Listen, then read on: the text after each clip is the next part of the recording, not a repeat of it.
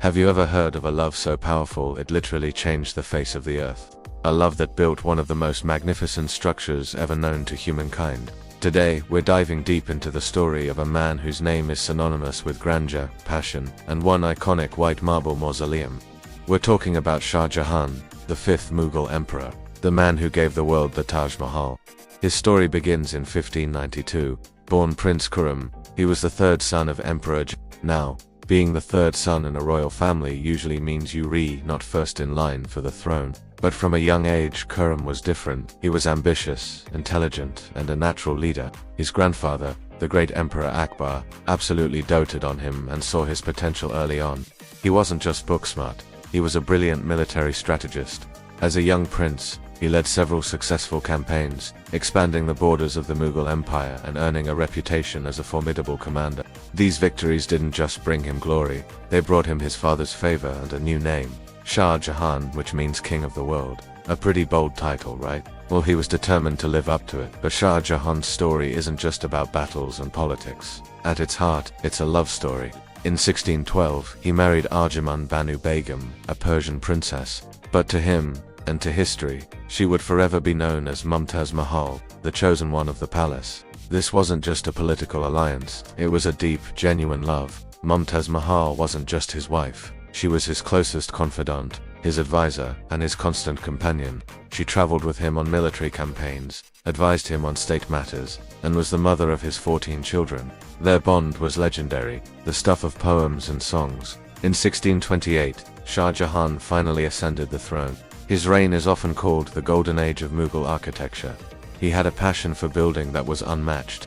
He didn't just want to rule, he wanted to create, to leave behind a legacy of beauty and splendor that would last for eternity. The Mughal Empire was at its peak of prosperity, and Shah Jahan used this immense wealth to fund his architectural dreams.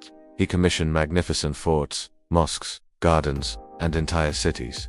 He rebuilt parts of the Agra fort, adding delicate marble pavilions. He laid out the sprawling Shalimar Gardens in Lahore, a paradise on earth with fountains and lush greenery.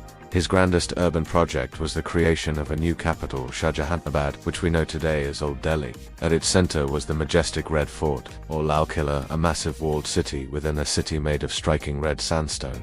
Inside were palaces, audience halls, and private apartments adorned with precious stones. Not far from it, he built the Jama Masjid, one of the largest mosques in India. A stunning structure of red sandstone and white marble that could hold thousands of worshippers. Shah Jahan's architectural style was unique. It blended Persian, Indian, and Islamic influences, characterized by symmetry, intricate details, and the extensive use of white marble and precious inlays. He was truly an emperor of dreams, turning his visions into stone and marble reality. But in 1631, tragedy struck. The heart of his world was shattered.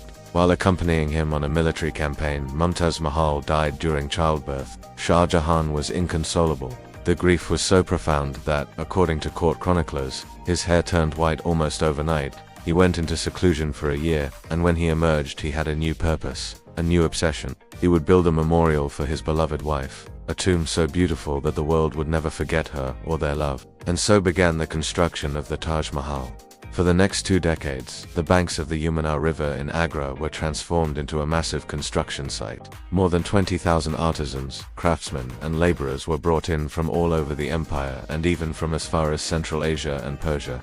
The finest materials were sourced: pristine white marble from Makrona, jade and crystal from China, turquoise from Tibet, and lapis lazuli from Afghanistan. This wasn't just a building, it was a jewel box being assembled on an epic scale. The design of the Taj Mahal is a masterpiece of architectural genius. It's perfectly symmetrical, creating a sense of harmony and balance that is breathtaking. The central dome is magnificent, and it's surrounded by 4 slender minarets that lean slightly outwards.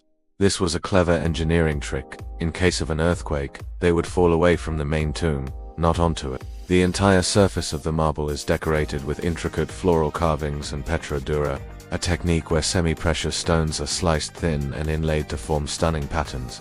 The Quranic verses that adorn the archways are written in a calligraphy style that uses optical tricks, making the letters appear uniform in size from top to bottom. Every single detail was meticulously planned and executed. It was a monument built not just with stone, but with love, sorrow, and an unwavering devotion. Finally, around 1653, The Taj Mahal was complete. It stood as a symbol of eternal love, a teardrop on the cheek of time, as the poet Rabindranath Tagore would later describe it. It was, and still is, a vision of paradise on earth, a promise of reunion in the afterlife. The cost was astronomical, nearly bankrupting the Mughal treasury. This immense spending, along with some of Shah Jahan's other policies, began to cause unrest in the empire. As Shah Jahan grew older, his health began to fail. And, as often happens in stories of kings and empires, a power struggle erupted among his sons.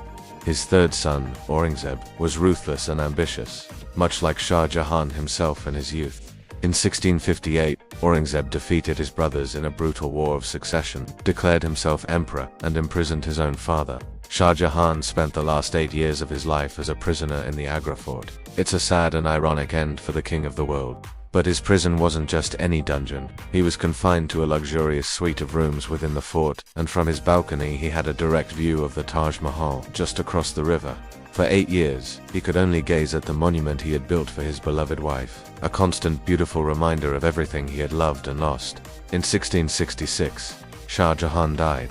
His body was taken across the river and laid to rest in the Taj Mahal right beside his beloved Mumtaz Mahal. In the grand, symmetrical tomb, his cenotaph is the only element that is asymmetrical, a final, poignant footnote to his story.